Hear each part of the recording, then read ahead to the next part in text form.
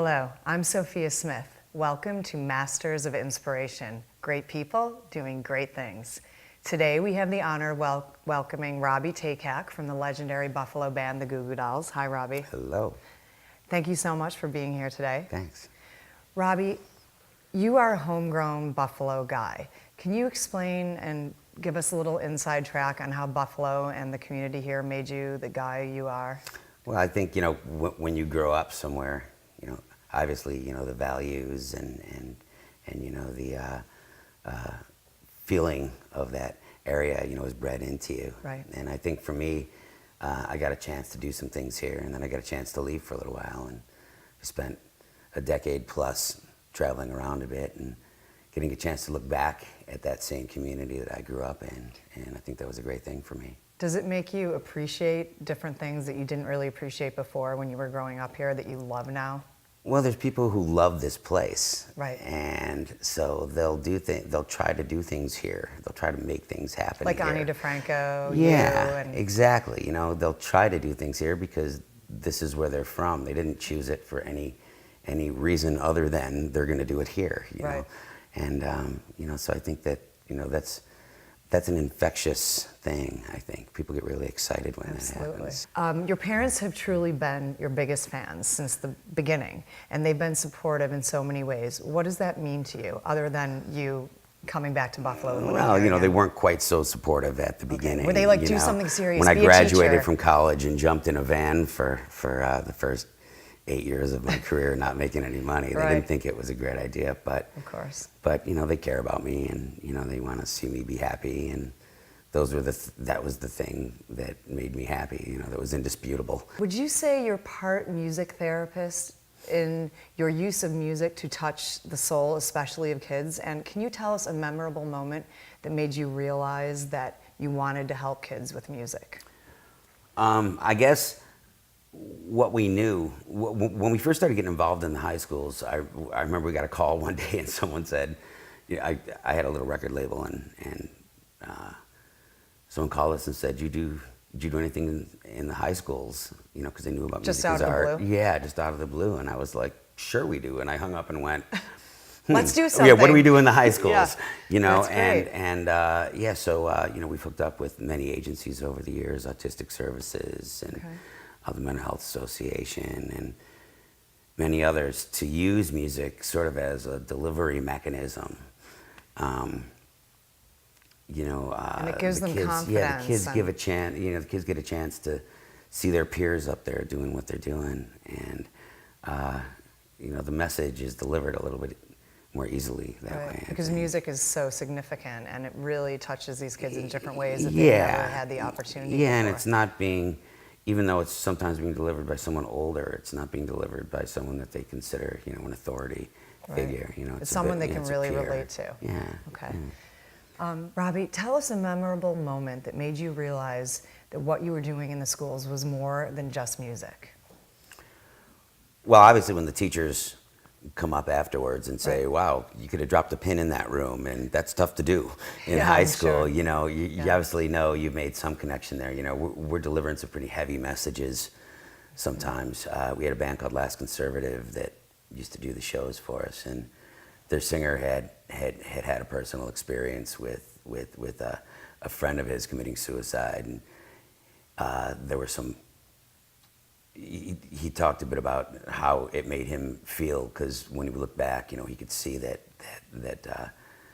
there were things that maybe he should have seen or done, that maybe could have made a difference in that situation. Right. And when he was done telling that story, the bands used to show up, and they would sit in the cafeteria and sign stuff for the kids and have lunch with them. It was a really cool thing. Oh, that is. Yeah, and more than a few kids in that room had that same situation happen, and it was like a really heavy moment. Seeing people come up, and just high school kids who are usually pretty guarded, coming up and sharing some stories, because it was just said over a microphone, and they really loudly relate. in a room, of people who were really paying attention.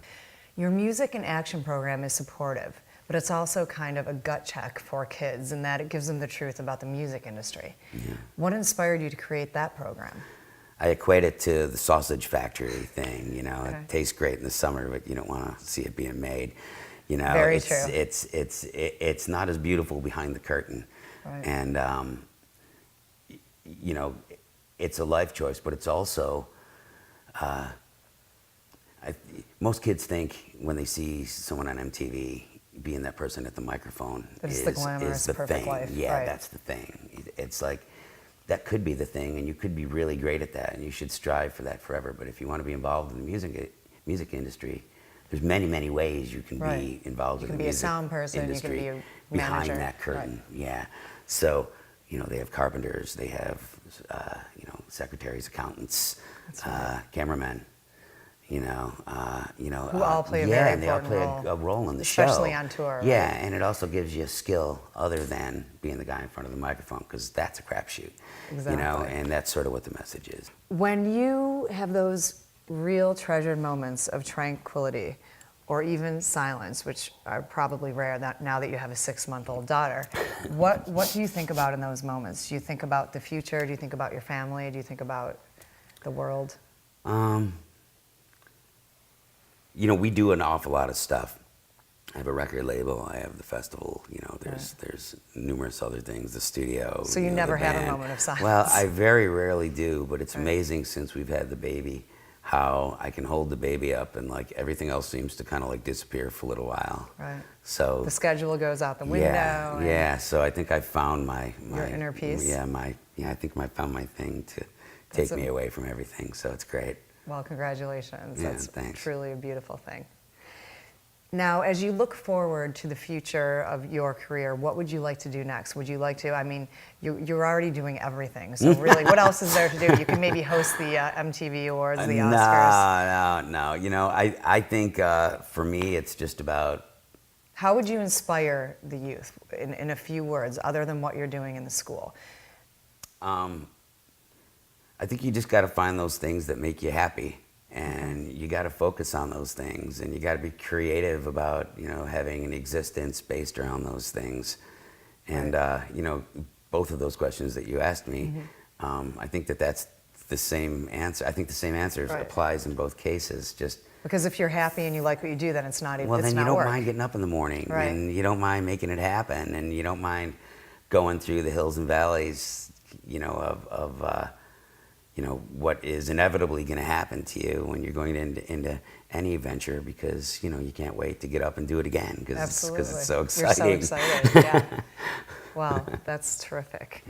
And when you really think about your daughter as her future is unfolding right before your eyes, the 6 months go fast, Yeah, right? yeah. What would you impart to her, or what are some of the main things that you want to teach her other than being a well-rounded person, human being?